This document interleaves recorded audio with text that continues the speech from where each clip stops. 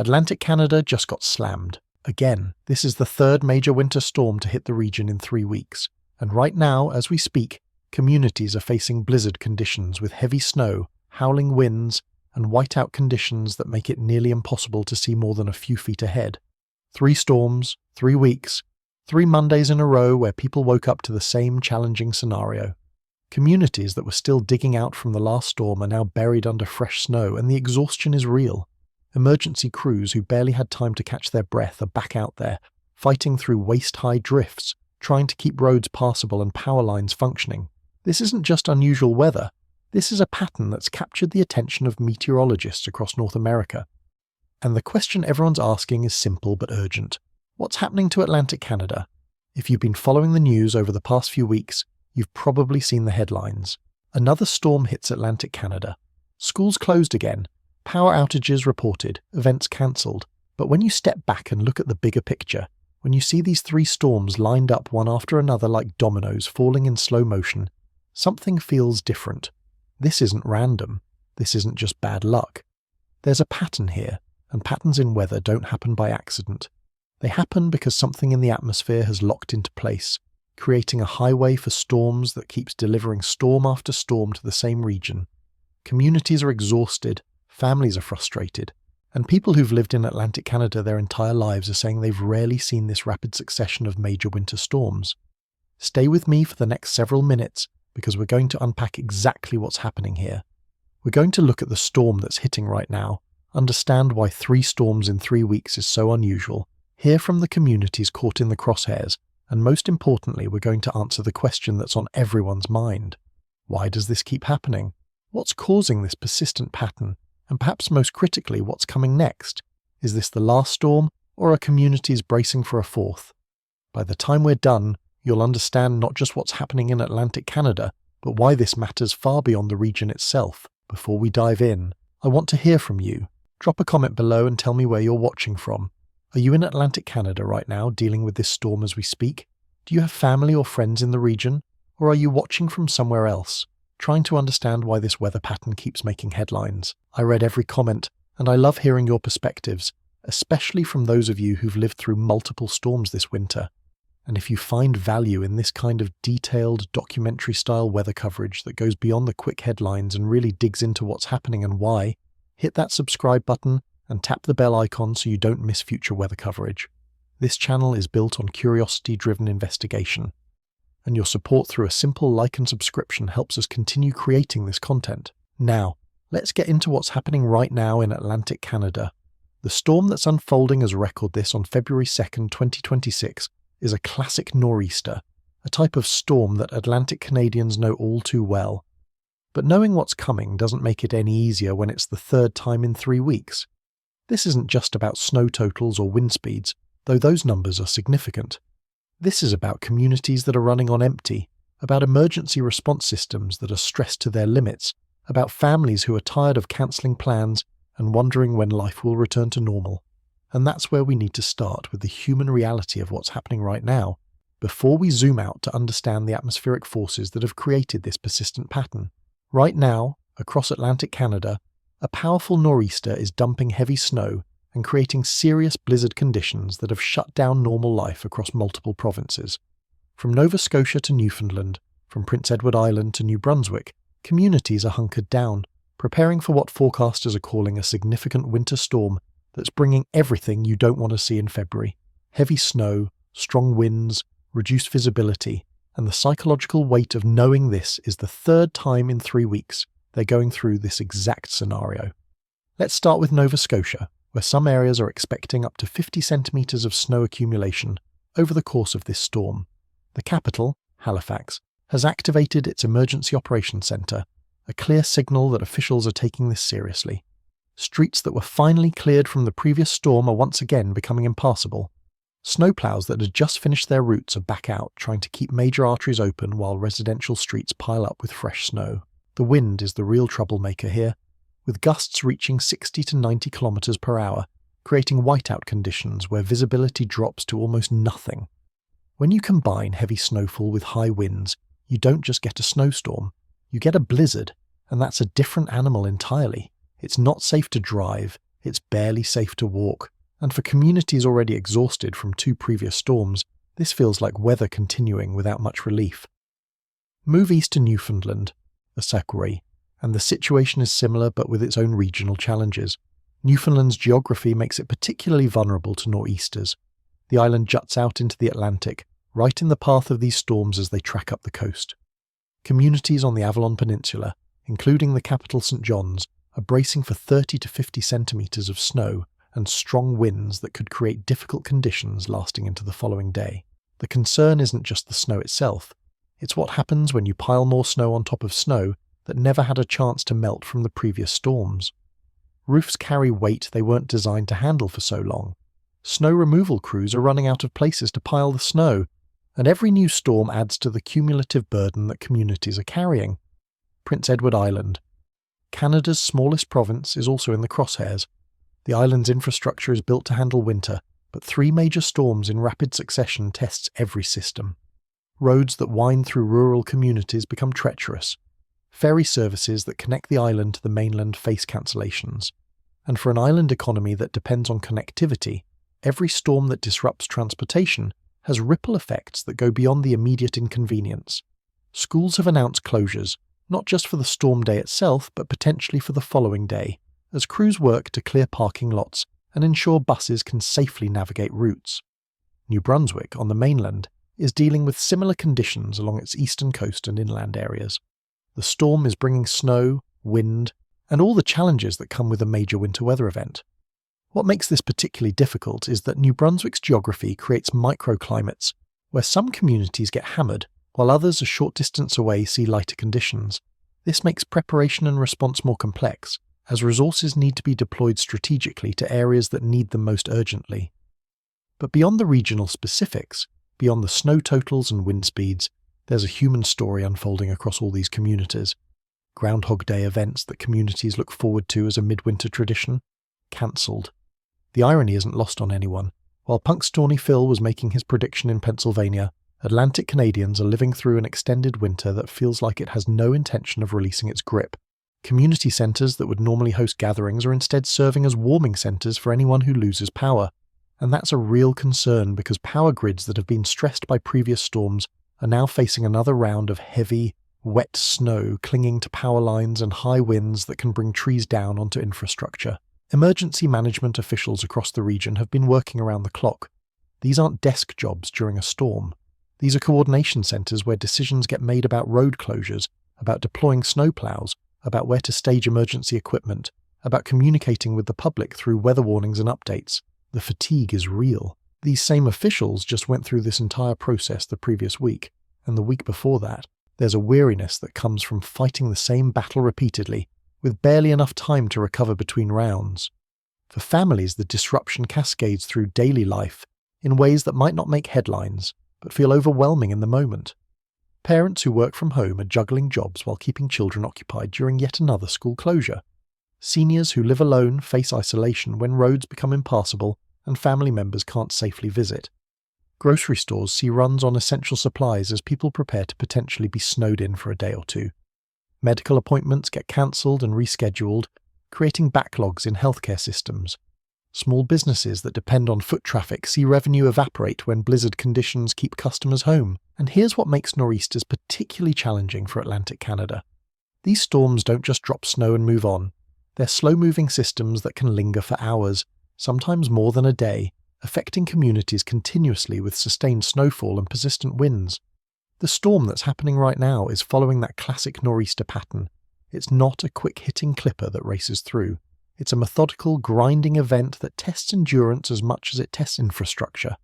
The wind creates snowdrifts that are works of accidental art if you have the luxury of viewing them from inside. But if you're a snowplow driver trying to clear a road, those drifts are frustrating obstacles that can reform within an hour after you've just cleared a section. The wind whips snow into every corner, every doorway, every space that offers even slight shelter. Visibility drops so dramatically that familiar landscapes become disorienting. Roads you've driven 1,000 times become alien territory when you can't see beyond your vehicle's hood.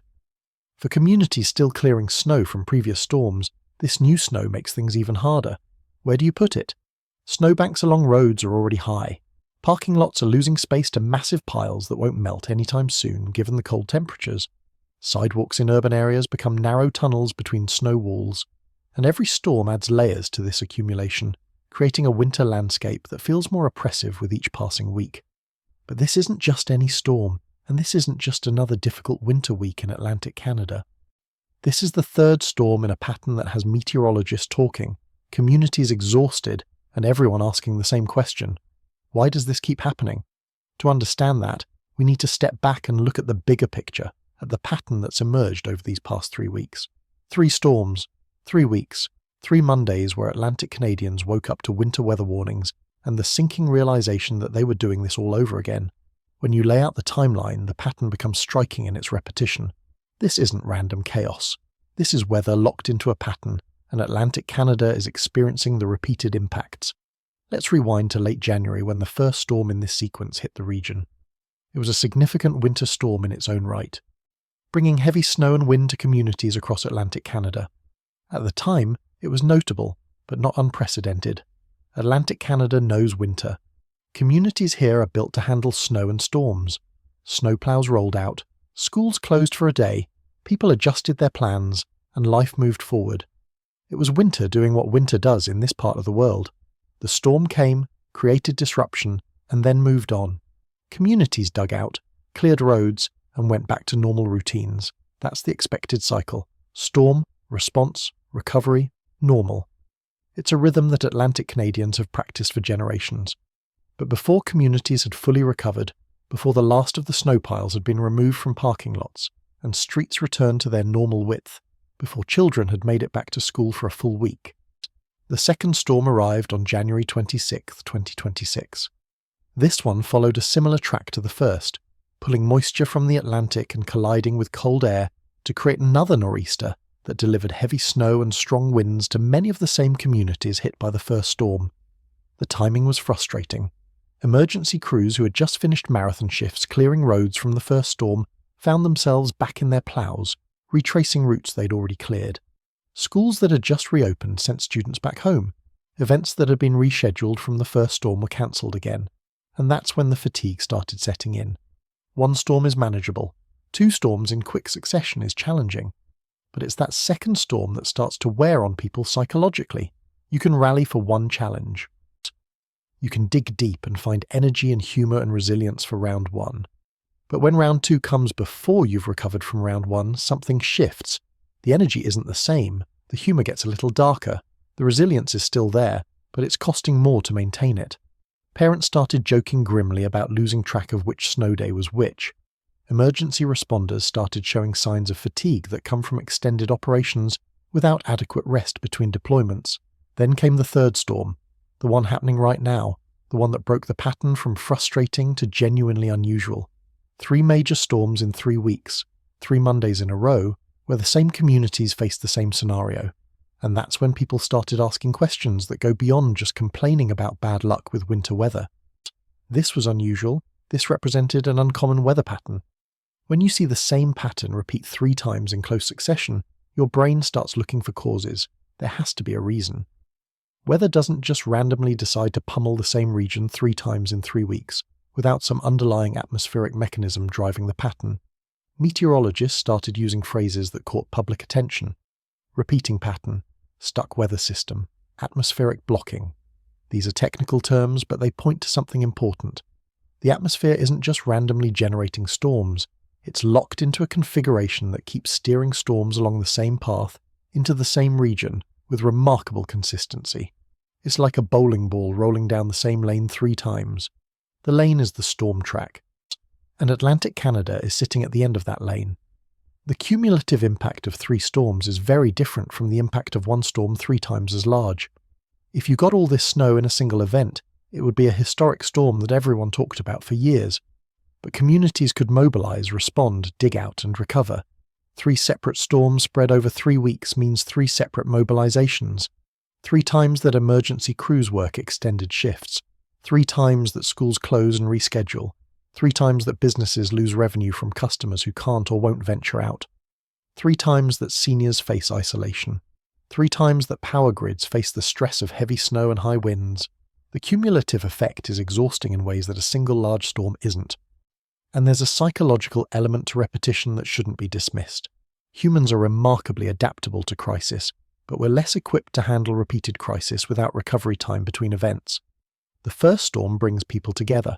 Neighbours help neighbours shovel out. There's almost a festive quality to it, a shared experience that creates community bonds. The second storm still has some of that energy, but it's diminished. People are less eager to shovel their neighbour's driveway when they're still sore from shoveling it 2 weeks ago. By the third storm, the community spirit is still there, but it's running on fumes. People are tired, they're frustrated, they're starting to wonder when it's going to end. Weather observers noted the remarkable 3 Mondays in a row pattern. Monday is already psychologically challenging for many people. It's the return to work after the weekend, the restart of routines, the beginning of another week. Now imagine starting 3 consecutive weeks with a major winter storm. Your Monday morning isn't about catching up on email or planning your week. It's about looking out the window at another blizzard and feeling that sinking sensation of here we go again. That repetition, that sense of being stuck in a loop, wears on people in ways that are hard to quantify but very real. The economic impact starts to compound as well. One storm might cause a business to close for a day, losing revenue but not creating a crisis. 3 storms mean 3 days of lost revenue, plus the additional costs of extended snow removal, potential damage to infrastructure, increased heating costs as facilities work harder to maintain temperatures in extreme cold, and the opportunity costs of cancelled events and disrupted operations. For small businesses operating on thin margins, this kind of repeated disruption can be genuinely threatening to their viability. Schools face particular challenges with this pattern. One snow day can be absorbed into the academic calendar.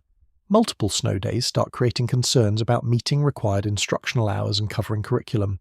Teachers and administrators find themselves trying to pivot to remote learning when possible.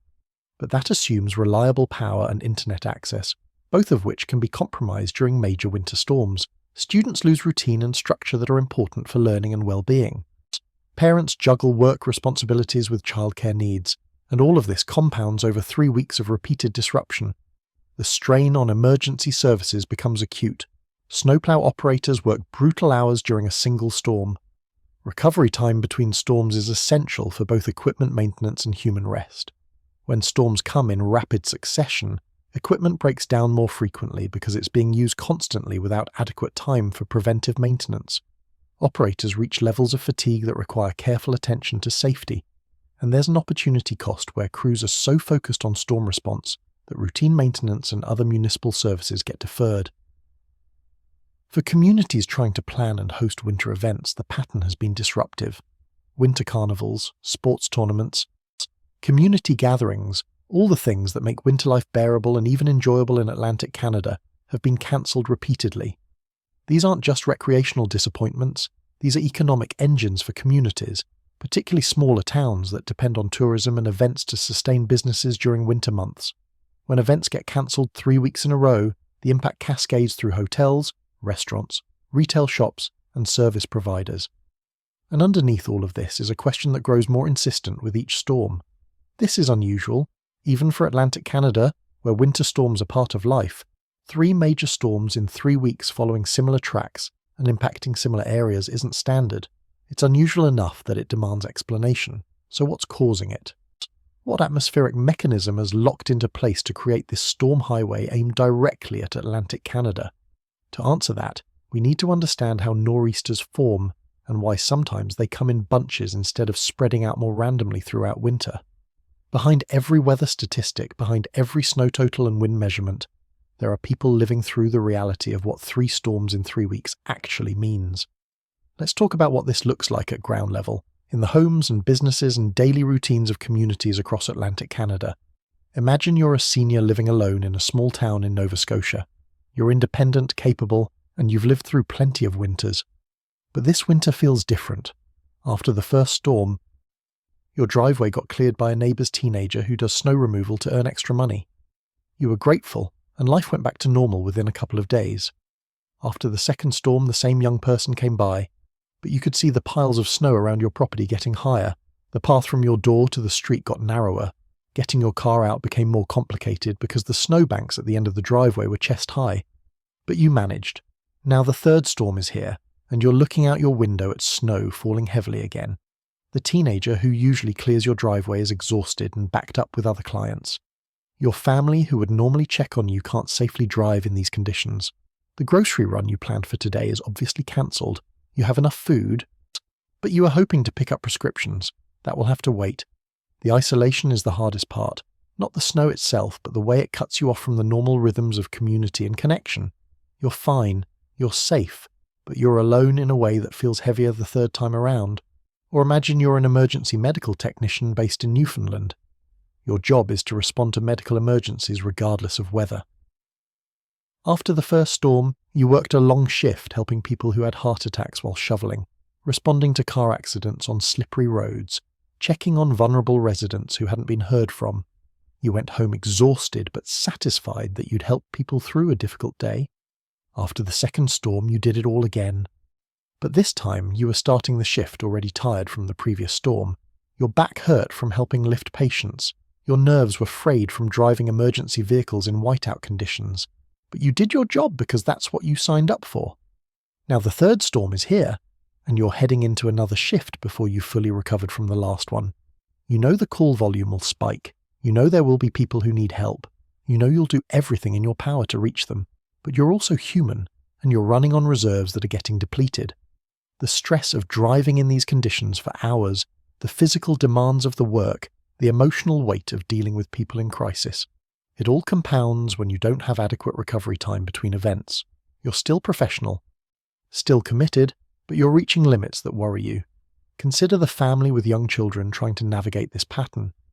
After the first storm, having kids home from school was almost fun. Building snowmen, making hot chocolate, playing board games, it felt like a bonus family day. After the second storm, the novelty had worn off. Parents working from home were trying to balance video calls with keeping children entertained and supervised. The house started feeling smaller, screen time limits went out the window, everyone's patience got shorter. After the third storm, the one happening now, there's a weariness to the whole situation. The kids are asking when they can go back to school, back to seeing friends, back to normal routines. Parents are juggling work responsibilities with childcare while also worrying about whether they'll lose power and trying to keep enough food in the house for unexpected days stuck at home. The stress isn't dramatic or crisis level, but it's constant and eroding. Small business owners across Atlantic Canada are facing particular challenges with this pattern. After the first storm, you close for a day, take the revenue loss, and reopen. After the second storm, you start wondering how many days you can afford to close before it seriously impacts your bottom line. After the third storm, you're running calculations in your head about fixed costs that don't stop just because weather closes your doors. Rent still needs to be paid, utilities continue, employees still need wages, but revenue has been disrupted 3 times in 3 weeks. If you own a restaurant, you're dealing with food inventory that has a limited shelf life. If you run a retail shop, you're missing key selling days. If you provide services, you're rescheduling appointments and dealing with frustrated clients.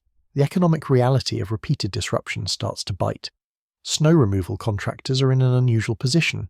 They're busy, which should be good for business, but they're also exhausted and equipment is breaking down from constant use. After the first storm, crews work hard, clear properties, and take satisfaction in seeing clean driveways and parking lots. After the second storm, they're running on less sleep and dealing with equipment that's showing strain from heavy use. Where do you push the snow when the piles from the last storm are still there? After the third storm, operators are hitting fatigue levels that require careful attention to safety. Driving heavy equipment requires focus and alertness. Long hours and repeated storms without adequate rest between them create conditions where accidents become more likely. Municipal workers responsible for clearing roads face similar challenges. These are the invisible heroes of winter storms, working overnight shifts to keep major routes passable. After one storm, they can catch up on rest and return to normal schedules. After 3 storms in 3 weeks, they're showing up for another battle before fully recovering from the last one. City and town budgets for snow removal get stretched. Equipment maintenance schedules get disrupted because machines can't be taken out of service for repairs when another storm is bearing down. And the simple question of where to put all the snow becomes genuinely difficult. Snow piles in parking lots and along streets get so large that they become obstacles themselves, narrowing roads and reducing visibility at intersections. Teachers and school administrators deal with the cascading effects of repeated closures. Lesson plans get disrupted. Standardized testing schedules might need adjustment. Communication with parents becomes more complex when you're announcing yet another closure. Students with special needs who depend on routine and structure struggle with repeated disruptions. The social-emotional toll on children, particularly those who depend on school for meals and safe environments, becomes a concern when closures stack up. Healthcare facilities face stress from repeated storms as well. Hospitals can't close, but staffing becomes complicated when employees can't safely get to work. Medical appointments get cancelled and rescheduled, creating backlogs. Elderly patients who need regular treatment face barriers getting to facilities. Home healthcare workers who visit vulnerable patients find their routes disrupted or impassable. The entire system has to work harder to maintain continuity of care through repeated disruptions. But here's what's remarkable about Atlantic Canadian communities. They're exhausted, yes. Frustrated, absolutely. But they're not defeated. There's a resilience here that runs deep, born from generations of living with harsh winters and unpredictable weather. Neighbours still check on each other. Communities still coordinate response efforts. People still help dig out those who can't manage on their own. The humour gets darker, but it doesn't disappear entirely. Social media fills with jokes about moving south or building igloos for permanent housing. There's an understanding that this is temporary, that spring will eventually come, that this pattern can't last forever. Emergency operations centres activated across the region are staffed by people who take pride in serving their communities through difficult times. These aren't glamorous jobs. They're coordination, communication, problem-solving under pressure, and making decisions that affect thousands of people. But they're also acts of service that hold communities together through crisis. The dedication is real, and it matters. This is the human face of 3 storms in 3 weeks. It's not just meteorology and statistics. It's people adapting, coping, helping each other, and wondering when they'll finally catch a break. And it's people asking the question we keep circling back to. Why is this happening? What's causing this pattern that keeps delivering storms to Atlantic Canada with such frustrating regularity? Now we get to the heart of the matter. The question that's been building through this entire story. Why does Atlantic Canada keep getting hit with these storms? Why 3 times in 3 weeks? Why the same regions facing similar impacts repeatedly? The answer lies in understanding atmospheric patterns that can lock into place and create what meteorologists call a storm track. Essentially, a highway in the sky that steers weather systems along the same path over and over. Let's start with the basics of what a nor'easter actually is, because understanding the storm type helps explain why they can come in rapid succession. A nor'easter is a type of storm that forms along the east coast of North America when cold air from the north collides with warm, moist air from the Atlantic Ocean. The name comes from the northeasterly winds that blow in ahead of the storm and during its passage. These aren't gentle coastal breezes. These are powerful winds that can reach high speeds and create the blizzard conditions we've been seeing in Atlantic Canada. The formation process is like a recipe that requires specific ingredients in specific proportions. You need cold air, typically diving south from the Arctic or from interior Canada. You need warm water, which the Atlantic Ocean provides readily even in winter because ocean water holds heat much longer than land or air. And you need the right atmospheric setup to bring these 2 contrasting air masses together in a way that creates a storm rather than just a weather front passing through. Here's where it gets interesting. Under normal winter conditions, these ingredients come together randomly. A storm forms, tracks up the coast, delivers its snow and wind, and then moves out into the North Atlantic where it eventually dissipates.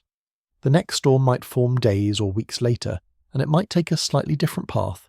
Maybe it tracks farther inland, or maybe it stays more offshore. There's natural variability in storm tracks that spreads winter storm impacts around rather than concentrating them in one region. But sometimes, and this is what's happening now, the atmosphere locks into a pattern where the same setup repeats over and over. It's like the weather got stuck in a groove, playing the same song on repeat. And when that song is a nor'easter recipe, Atlantic Canada becomes the audience that has to listen to it again and again. The mechanism behind this repeating pattern involves what meteorologists call atmospheric blocking. Imagine the normal flow of weather systems across North America like a river. Water flows downstream, following the path of least resistance, moving around obstacles, constantly flowing and changing. Atmospheric blocking is like putting a large boulder in that river. The water has to flow around it, creating a consistent pattern where the river splits and rejoins in predictable ways. The boulder doesn't move, so the pattern persists.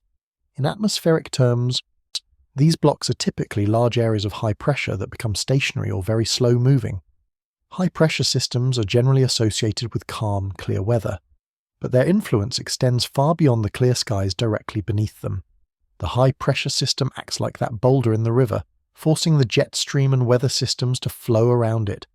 And when a block sets up in a particular position, it can create a consistent storm track that funnels disturbances along the same path. Right now, the atmospheric pattern over North America has aligned in a way that creates a perfect storm track aimed at Atlantic Canada. Cold air is able to consistently dive south and east from interior regions. The Atlantic Ocean is providing ample moisture and warmth to fuel storm development. And the position of blocking patterns in the atmosphere is steering these developing storms along the same path, right into Atlantic Canada, with remarkable consistency. The jet stream plays a crucial role in this pattern. The jet stream is a river of fast-moving air high in the atmosphere that essentially steers weather systems. When the jet stream flows in a relatively straight line from west to east, storms tend to move quickly and spread their impacts over larger areas. But when the jet stream develops large waves and meanders, creating big northward bulges and southward dips, weather patterns can become more persistent. Storms develop along certain parts of these waves and then track along predictable paths. What Atlantic Canada is experiencing is the result of a jet stream pattern that has developed a consistent wave structure. Cold air dips south along one part of the wave, warm air surges north along another part, and where they meet along the east coast is where nor'easters form and intensify. The blocking pattern in the atmosphere is preventing this wave structure from breaking down or shifting position. So instead of the jet stream pattern changing every few days like it normally does, it's persisting for weeks, creating the same storm-generating setup over and over. There's also a connection to what's happening in the polar regions, though we need to be careful not to oversimplify complex atmospheric physics. The polar vortex is a term that gets thrown around a lot in winter weather discussions, often incorrectly. The polar vortex itself is a permanent feature, a large area of cold air and low pressure that sits over the polar regions. But sometimes this polar vortex becomes disrupted or weakened, allowing cold air to spill southward in dramatic fashion. When that happens, it can contribute to the kind of persistent cold air outbreaks that fuel nor'easter development. The relationship between polar vortex disruptions and persistent storm patterns isn't simple or direct, but there's growing understanding that major disruptions to polar atmospheric patterns can contribute to downstream effects that include blocking patterns and persistent storm tracks. Without getting too deep into the complex physics, think of it this way. When the polar atmospheric circulation gets disrupted, it can create ripple effects that change jet stream patterns across the hemisphere.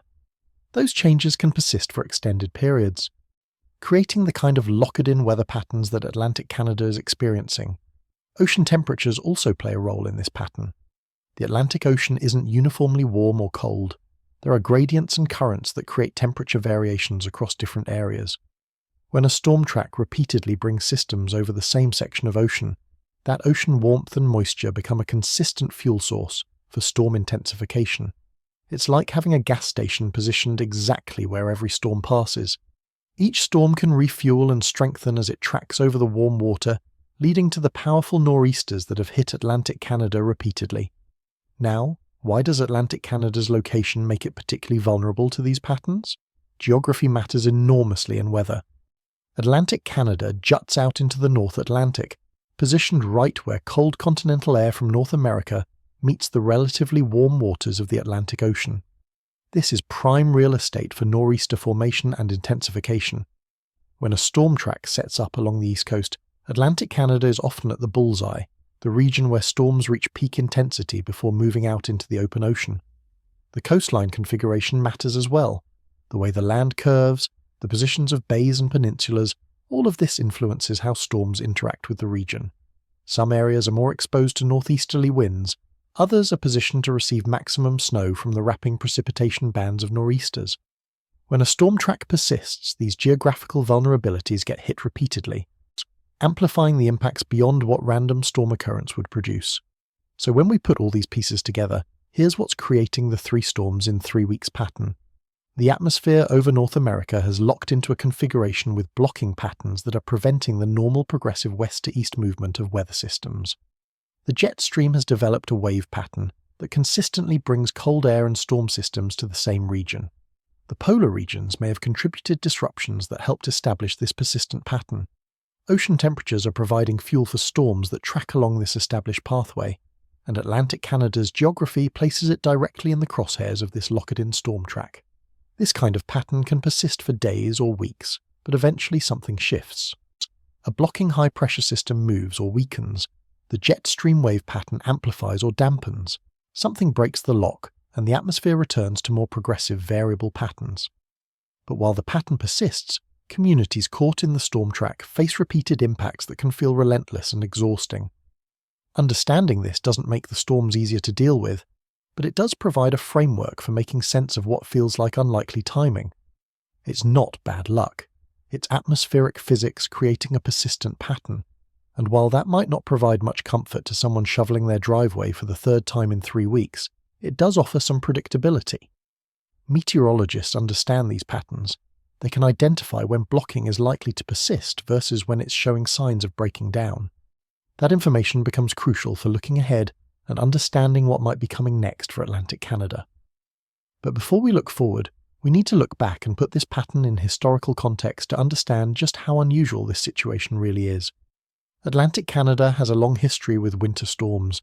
Generations have grown up here knowing that winter means snow, sometimes lots of it, and that nor'easters are part of the seasonal reality. So when people who've lived here for decades say this pattern feels unusual, that observation carries weight. Let's put these 3 storms in 3 weeks into historical perspective and understand what makes this sequence remarkable. Winter storms in Atlantic Canada aren't rare. In any given winter, the region can expect multiple significant snow events. Some years are worse than others. Some decades have more active winter patterns than others. There are stories that get passed down through families about legendary storms, the big ones that shut everything down for days and became reference points for measuring all future storms. Every community has its own version of the story about the winter when snow was piled so high you could walk onto second-story roofs, or the storm that knocked out power for a week, or the blizzard that hit during a particular holiday and created memories that last a lifetime. But having regular winter storms is different from having 3 major storms hit the same region in rapid succession following similar tracks. Frequency matters, but so does clustering. You can have a winter with multiple big storms spread out over months, giving communities time to recover between events, and that's manageable. What's unusual about this pattern is the concentration. 3 storms compressed into 3 weeks, hitting largely the same areas, following similar tracks, creating cumulative impacts that compound with each event. When you look back through weather records for Atlantic Canada, you can find winters with multiple major storms. You can find years with above-average snowfall totals. You can find individual storms that were more intense than any of these 3. But finding examples of 3 major storms hitting in such rapid succession along nearly identical tracks is more challenging. It happens, but it's not common. It's the kind of pattern that occurs maybe once or twice per decade, if that, depending on how you define the criteria. Meteorologists and climatologists who study these patterns have noted the unusual nature of this sequence. The specific combination of frequency, intensity, and track similarity stands out. It's not unprecedented. Weather history is long enough that almost nothing is truly unprecedented when you look back far enough. But it's certainly noteworthy, the kind of pattern that gets documented and analysed because it represents an extreme in terms of how winter weather can impact a region. Long-time residents of Atlantic Canada provide valuable perspective here. People who've lived through many winters develop an intuitive sense of what's normal variation versus what's genuinely unusual. When someone in their 70s or 80s says they don't remember 3 storms hitting this fast and following such similar paths, that observation is worth taking seriously. Individual memory can be imperfect, and there's a tendency to remember extremes while forgetting more routine events. But when multiple people independently express the same observation that this pattern feels different, it's likely reflecting something real about the historical rarity of what's unfolding. Historical snow records show that Atlantic Canada has experienced some remarkable individual storm events over the decades. There are records of single storms that delivered snowfall totals that exceeded what any of these 3 storms has produced individually. There are accounts of blizzards with winds that were even more intense than what these storms have brought. But again, the unusual aspect of the current situation isn't any single storm's characteristics. It's the pattern, the repetition, the clustering of impacts in a short time window. There's also context in understanding how climate patterns influence winter weather variability. Atlantic Canada's winter weather is influenced by several large-scale climate patterns that have catchy acronyms. The North Atlantic Oscillation, or NAO, affects storm tracks and temperatures across the Atlantic basin. The Arctic Oscillation influences how far south cold air can penetrate. These patterns fluctuate over time, creating periods when winters tend to be stormier or milder, snowier or drier. Understanding where we are in these larger climate cycles helps contextualize whether the current pattern is anomalous or representative of broader trends. What makes the current pattern particularly interesting from a climate perspective is that it's happening in an era when winter weather patterns are showing signs of increased variability.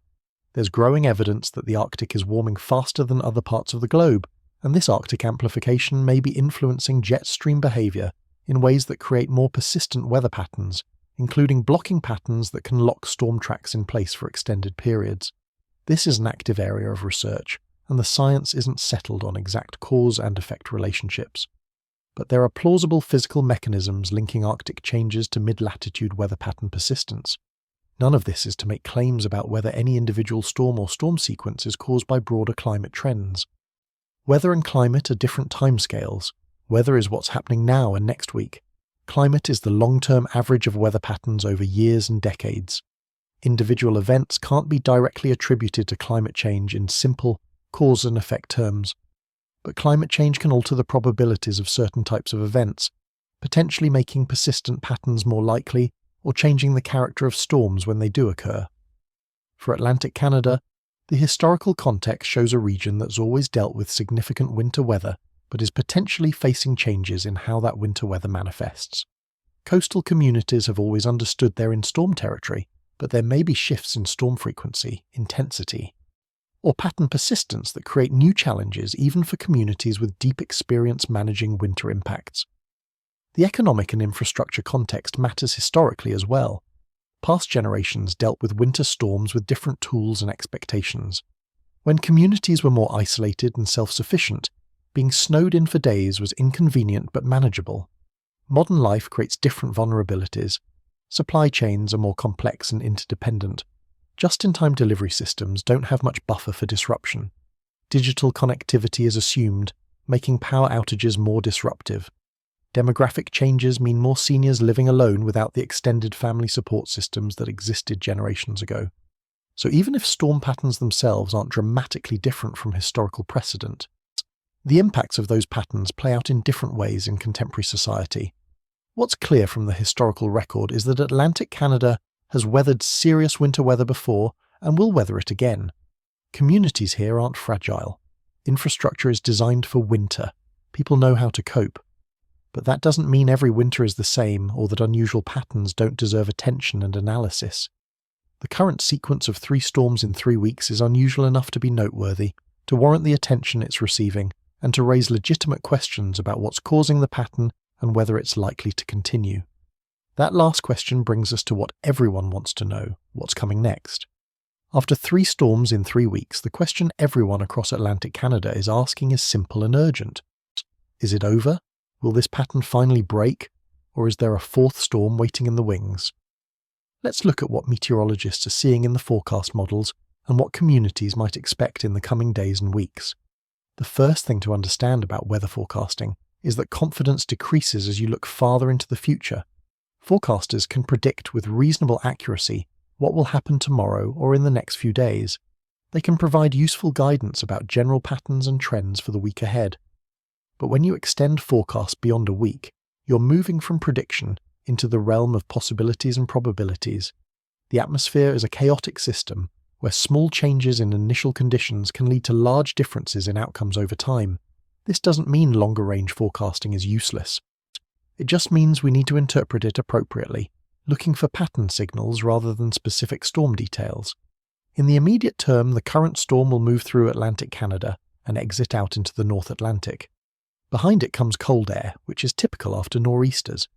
Temperatures will drop, which isn't great news for communities dealing with fresh snow, because it means that snow will stick around rather than melting. But the cold air at least brings clearer skies and calmer winds, allowing recovery and cleanup operations to proceed. Roads will be cleared, power will be restored where outages occurred. Life will begin to return to normal routines, though with the accumulated snow from 3 storms creating a landscape that will take time to fully manage. The critical question is what happens after this immediate storm clears. Will the atmospheric pattern that's been locked in place for 3 weeks finally break down, or will the same setup that's generated 3 storms regenerate yet another system? Forecasters are watching this closely, analysing the computer models that simulate atmospheric behaviour and looking for signs of pattern change. Blocking patterns like the one that's been steering storms into Atlantic Canada don't last forever. Eventually something disrupts them. Another weather system undermines the block. The jet stream pattern shifts. The atmospheric configuration that's been persistent finally evolves into something different. The question isn't whether the pattern will break, but when and what comes after it breaks. Current indications suggest the blocking pattern may be showing signs of weakening. This is good news for Atlantic Canada because it means the storm track highway that's been funneling nor'easters into the region should become less established. But pattern changes don't happen instantaneously. There's often a transition period where the atmosphere is trying to shift from one configuration to another, and during those transitions you can still get storms, though perhaps not with the same relentless regularity that's characterized the past 3 weeks. Some forecast models are showing a potential for another system to develop along the east coast in the coming week to 10 days. This isn't certain, and details are murky because of the forecast time range, but it's something meteorologists are monitoring. The difference is that even if another storm does develop, the indications are that it might track differently than the previous 3, potentially staying more offshore or taking a more inland route. This would spread impacts differently rather than concentrating them again on the same communities that have been repeatedly hit. For Atlantic Canada, this means communities should remain weather aware and prepared for the possibility of additional winter weather. But the persistent pattern of major storms hitting the same areas every week appears to be loosening its grip. This doesn't mean winter is over. It's early February, and Atlantic Canada regularly sees significant snowfall through February and into March. But future storms are more likely to be spaced out, to follow more variable tracks, and to be interspersed with calmer periods that allow for recovery. Temperature patterns in the extended outlook show cold air remaining in place across much of eastern Canada for at least the next couple of weeks. This is typical for this time of year, but it does mean that snow on the ground from these 3 storms will have limited melting. Communities will be managing snowpack for a while. The positive aspect of sustained cold without additional storms is that it's stable. Crews can work on moving snow, clearing areas that haven't been fully addressed, and restoring normal operations without the constant pressure of another system bearing down. One concern forecasters are watching is the potential for a pattern shift that brings different types of winter weather. If the blocking pattern breaks down and the jet stream becomes more progressive, there's potential for systems to move through more quickly, but also to potentially bring mixed precipitation events where rain, freezing rain, and snow all occur depending on temperature profiles. These mixed events can be challenging in different ways than pure snowstorms, creating ice accumulation on power lines and roads. It's not a major concern at the moment, but it's an example of how pattern changes bring different challenges rather than simply ending winter weather. For specific regions within Atlantic Canada, the forecast details vary. Coastal areas that have borne the brunt of nor'easter impacts over the past 3 weeks should see a decrease in storm frequency targeting those specific zones. Inland areas might see more typical winter weather patterns with clipper systems bringing lighter snow events that move through quickly. Island communities should see ferry services return to more normal schedules as storm frequency decreases, though winter weather will still cause occasional disruptions. The snow removal challenge will persist regardless of whether new storms develop. Communities are dealing with enormous amounts of accumulated snow that needs to be moved, stored, or melted. Municipal budgets for snow removal have been strained by 3 major events in quick succession. Equipment has been heavily used and needs maintenance. If the pattern break holds, and additional storms are less frequent or less intense, this gives municipalities breathing room to catch up on the backlog of snow management tasks. Emergency management officials are using this potential lull to reassess readiness and restore depleted resources. Salt and sand supplies need replenishment. Equipment needs maintenance and repair. Personnel need rest and recovery time. If another storm does develop, having had even a week or 2 to prepare makes a significant difference in response capability compared to going straight from one storm into another with no recovery time. For individuals and families, The message from emergency management is to maintain winter preparedness regardless of whether the three-storm pattern is breaking. This means keeping emergency supplies on hand, including food, water, medications, flashlights, batteries, and other essentials that would sustain a household through a multi-day power outage or period of being unable to leave home. It means checking on vulnerable neighbours and maintaining community connections that proved valuable during the recent storms. It means staying informed through reliable weather information sources and heeding warnings when they're issued. The psychological relief of potentially seeing the pattern break shouldn't be underestimated. Communities are exhausted from 3 weeks of repeated high-stress weather events. Having a period of calmer weather, even if it remains cold and snowy in typical winter fashion, allows people to recover mentally and emotionally. The constant state of alert and preparation that 3 storms in 3 weeks required is draining. A return to more normal winter weather patterns, where storms are possible but not arriving like clockwork every week, allows people to relax somewhat and return to normal routines without the constant disruption. Looking toward the longer range, the question becomes what the rest of this winter holds. Will this 3-week pattern prove to be an unusual episode in an otherwise typical winter? Or is it part of a broader active pattern that might produce additional storm clusters later in the season? February and March can be very active months for East Coast winter storms, so Atlantic Canada isn't out of winter yet by any means. But the specific pattern that's caused so much disruption over these 3 weeks appears to be ending, which is good news for exhausted communities.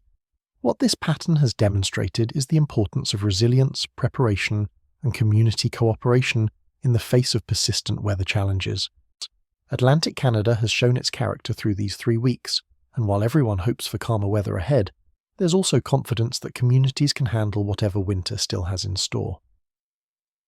But understanding why this pattern mattered goes beyond just Atlantic Canada, because what's happened here has implications for other regions and teaches lessons about how persistent weather patterns affect modern communities.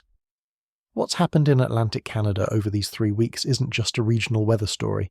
It's a case study in how persistent atmospheric patterns can create cascading impacts on modern communities, and it raises questions that extend well beyond any single region or storm sequence. Let's step back and look at why this pattern matters in a broader context. First, this sequence demonstrates how atmospheric blocking patterns can concentrate weather impacts in ways that create compounding stress on communities and infrastructure. We often think about weather in terms of individual events. A storm happens, communities respond, things return to normal. But when patterns lock in place and create rapid repetition of similar events, the impacts don't simply add up, they multiply. The third storm hits harder than the first, even if its meteorological characteristics are similar, because communities are already depleted from responding to the first two. This is a crucial insight for emergency management, infrastructure planning, and community resilience thinking. Other regions have experienced or will experience similar patterns. The same atmospheric dynamics that can lock a storm track over Atlantic Canada can create persistent patterns elsewhere. Parts of the United States have faced rapid successions of winter storms in previous years. European regions along Atlantic storm tracks deal with clustering of impacts. Understanding what Atlantic Canada has experienced provides lessons that transfer to anywhere that weather patterns can persist, rather than remaining in constant flux. Infrastructure resilience emerges as a critical theme. Systems designed to handle individual extreme events may struggle when those events come in rapid succession. Power grids can withstand one major storm but face cumulative stress when storms arrive weekly. Snow removal systems can clear roads after a big snow, but face logistical challenges when there's nowhere to put additional snow from subsequent storms. Supply chains can absorb one disruption, but face real difficulties when disruptions pile up. The Atlantic Canada experience highlights the difference between designing for single events versus designing for persistent patterns of disruption. The economic implications of persistent weather patterns deserve attention. A single storm creates a known pattern of economic impact. Businesses lose revenue for a day or two. Some industries like snow removal and emergency response see increased activity. Tourism might be affected temporarily. But these impacts are bounded and relatively short-lived. When storms come in rapid succession, the economic effects change character. Businesses that could absorb one day of closure struggle with 3 closures in 3 weeks. Supply chain disruptions compound. Tourism sectors face extended periods of cancellations and decreased activity. The regional economic impact of a persistent pattern can be significantly larger than the sum of individual storm impacts. Community cohesion and social resilience show both their strengths and limits under persistent stress. Atlantic Canadian communities have demonstrated remarkable resilience through this pattern. Neighbours helped neighbours. Emergency responders showed dedication beyond normal expectations. Community organisations mobilised repeatedly to check on vulnerable residents. But there's also recognition that this kind of community response, while impressive, can't be sustained indefinitely without rest and recovery. Understanding these dynamics helps inform how communities prepare for and respond to not just individual crises, but sustained periods of challenge. Climate and weather pattern research gains valuable case studies from sequences like this. Scientists studying atmospheric dynamics, blocking patterns, and storm track persistence can analyze what happened in Atlantic Canada to improve understanding of these phenomena. The data from these three storms and the atmospheric conditions that generated them will feed into research for years, potentially improving forecast models and enhancing understanding of when and why persistent patterns develop. There's also a communication and public understanding dimension to this story. How do you effectively communicate risk and prepare communities, not just for individual events, but for patterns of events? Traditional weather warnings are designed around single storms. Emergency management protocols often focus on event response and recovery. But when events come in a rapid succession, communication needs to shift toward managing cumulative impacts and sustained readiness.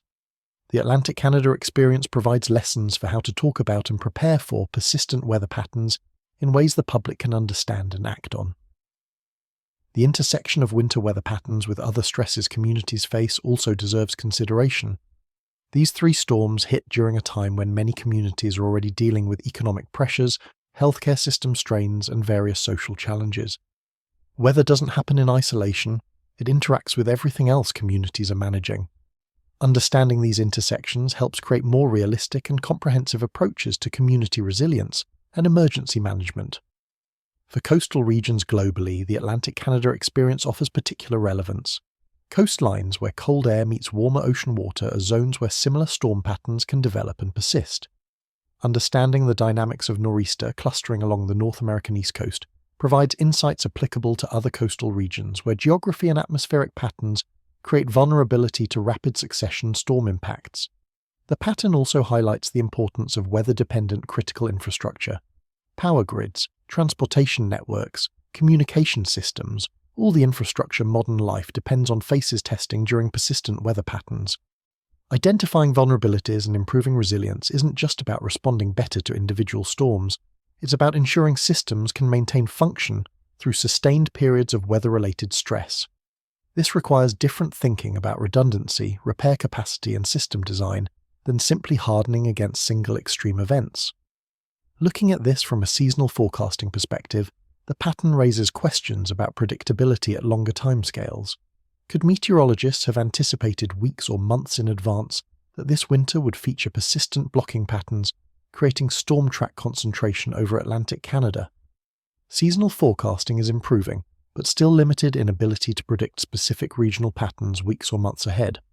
However, understanding the atmospheric conditions that favour blocking and persistence helps forecasters identify when these patterns might be more likely, even if specific timing and impacts can't be pinpointed far in advance. The human dimension of persistent weather patterns deserves continued attention. The psychological and social impacts of dealing with repeated disruptions, the fatigue that sets in when communities can't fully recover between events, the way humour and resilience interact with exhaustion and frustration, all of this is part of the story. Understanding these human factors helps create better support systems and more effective community resilience strategies. What's happened in Atlantic Canada over these 3 weeks will be studied, analysed, and referenced for years as an example of how atmospheric patterns can create persistent impacts that challenge even well-prepared communities. The lessons learned here about infrastructure resilience, emergency response, community cohesion, and atmospheric pattern behaviour have value far beyond the immediate region and event, and those lessons start with understanding and documenting what people have experienced, which brings us to wrapping up this story with recognition of the resilience Atlantic Canadians have shown and looking toward recovery and whatever weather lies ahead. So here we are, 3 storms and 3 weeks later, with Atlantic Canada digging out once again from a winter weather pattern that's tested communities, infrastructure, and individual endurance. We've traced this story from the current blizzard conditions through the pattern that created them, from the human impacts to atmospheric science, from historical context to future outlook.